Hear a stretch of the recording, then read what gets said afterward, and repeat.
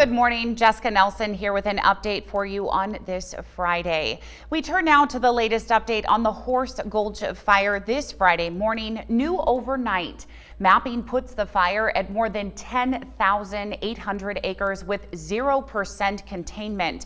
While crews have battled very tough conditions and extreme fire behavior over the past 3 days, there has been some good news. At a public meeting on Thursday night, fire officials announced no structures had been lost in the blaze.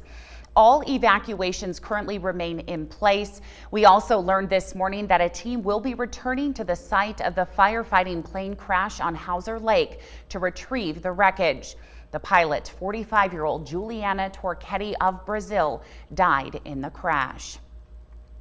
We want to show you a map of the fire area and just explain how it relates to evacuation orders.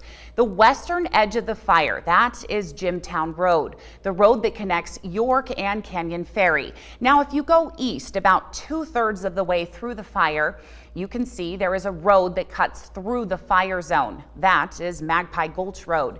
Magpie Gulch and Cave Gulch were among the first areas evacuated when the fire blew up on Wednesday night. The dark red line you see just south of the fire perimeter, that is Canyon Ferry Road, which remains closed from Canyon Ferry Village at the north end of the lake east to the Broadwater County line.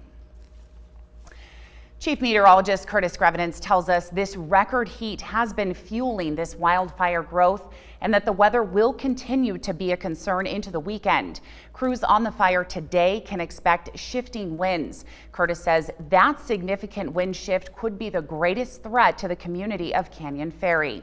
Fire managers expect a fire weather watch to go into effect tomorrow. Also, if you live in the evacuated area, you are asked to please avoid the area. Lewis and Clark County Sheriff Leo Dutton says access to the area is extremely limited due to the fire conditions.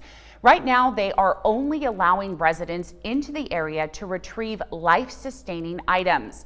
That includes things like medication and medical equipment. All other requests will be considered on a case-by-case basis. People will not be allowed to enter the evacuation to just check on their property.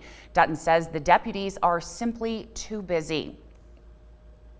We continue to follow this developing fire and we'll have updates for you online at ktvh.com and on the news at 5, 6, and 10.